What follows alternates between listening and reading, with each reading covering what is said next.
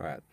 Hey, it's a Friday. Mackey and Judd, the after show here, heading into a weekend where I'm going to try and get rid of this. Oh, don't show the dude, you got to see this. Dude. Look at, Oh, dude, that's disgusting. Look at that. See that kinker, sir? We're going to shut the website down. So, it hurt. We're just going to have to shut the website down. The whole side, I think my face is Why would infected. you show people that? Anyways. Next time, don't bite your lip. Ow! It really felt like a vampire had taken... Is there ever an after show where you don't start popping up with I'm super popular. I've got a lot of friends online. I can't... There's no off switch here. Anyways, it felt like a vampire took a bite out of my lip. But anyways, we digress. So we're all focused mostly the last couple weeks on NBA free agency coming up. And is Kevin Love going to get traded before the draft? Well, he wasn't. July 1st, NBA free agency. NBA season opens up. Kevin Love, this, that. NHL free agency. Yes, you can. So what we're talking about here. NHL free agency also opens up on July 1st. Yep. And the Wild have been linked to Thomas Vanek, Matt Niskanen, and also Paul Stastny with the Colorado Avalanche. Mix and match those three. What would be ideal in your mind for the Minnesota Wild? Well, I think what you could realistically do, given the salary cap restrictions, given they've got room now, but keep in mind, as we've talked about on the show time and time again, you also have guys coming up who are going to be... Riley, we're doing a video. Just give us like 3. Well, you're fine. You can stand in the background if you want to. I mean, you played college hockey. Do you want Vanek?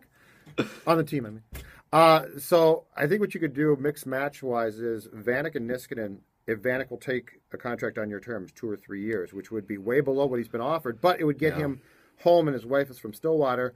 Or if you wanted to go get Stastny and take him away from Colorado, but you can't do Stastny and Niskanen because that's too much. But here's what I like. Here's the positive I found.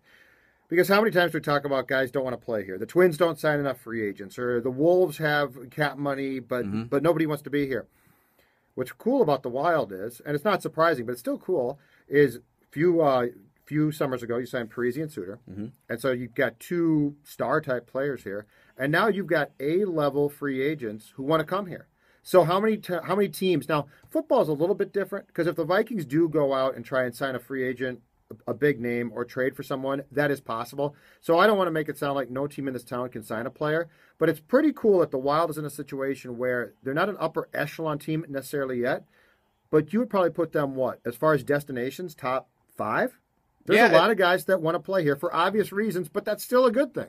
Yeah, and if you look around the conference right now, especially with... I would say, I guess I was going to say Chicago and St. Louis coming down, but I don't know if maybe St. Louis coming down a little. Their goaltending situation is up in the air. Right. I guess I wouldn't be ready to say Chicago is on the bounce back just because they didn't win the title this year. But Kane and Tay supposedly want $12 million apiece, and their contracts are coming up after next season. Yeah. So that's interesting. I like the idea of Vanek scares me only...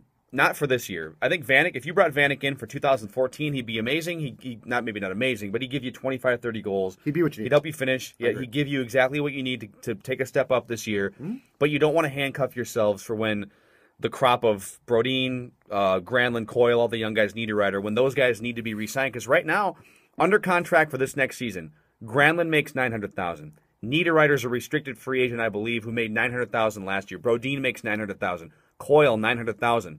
So you're lucky to have all these really good young players. It's almost like in baseball when you have these pre-free agency arbitration guys like Mike Trout making $500,000 a couple of years ago for the Angels.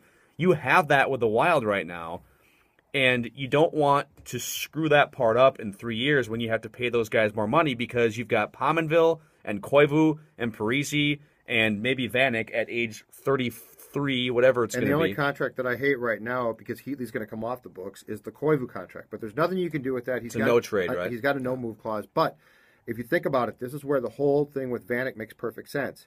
If you're going to go out and sign Niskanen, and you've got Parise on a 10-year contract, which is, as you point out, you can't do anymore, Suter on a 10-year deal. So if you're going to go to Vanek and say, hey, Thomas, we want you to play here. We're going to be a contender. We're going to be a really good team. But here are the parameters. Here is the term under which you can play. Then it's incumbent upon him to say, oh, hold on a second. This makes perfect sense for me. I might only be here 3 years. And what's great about that, too, is that means when Coyle and Niederreiter and Granlund and Brodin start coming due, if you love Vanek, you can sign him to another short-term deal. And if you don't, that's it.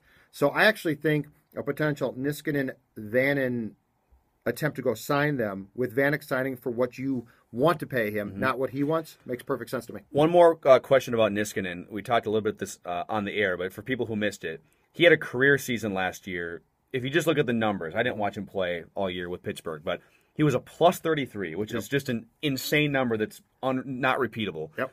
He scored the most points by far of any season in his career. He's 27, has been in the league since he was 21. Playing with Crosby and those guys. Yep, exactly. Are you overpaying in free agency for a guy who will never repeat what he did last year? It depends on what you think he's going to give you. If you look at the statistics and expect a flat-out repeat of the statistics, you're going to be disappointed by Niskanen. But if you deem him to be a potential key part of your blue line, and you can't put it all on stats. It's not like a forward. It's not like, if you sign him, he's not like a goal scorer. Vanek, if they sign Vanek by the end of next year, you can look at the stats for Vanek and say, okay, that's a disappointment, or no, that was great. With Niskanen, the stats will probably go down, because keep in mind, if you play with Sidney Crosby, your stats, if you pass the puck to Crosby, he's going to score a lot. But if you look at him as a top four, which he would be, top four defenseman who can solidify your blue line, and let's just say Stoner leaves, you sign Willie Mitchell back. He's 37 years old. You're not going to have to pay him a lot. But that gives you four core defensemen, three of which are Suter, Brodin, and Niskanen.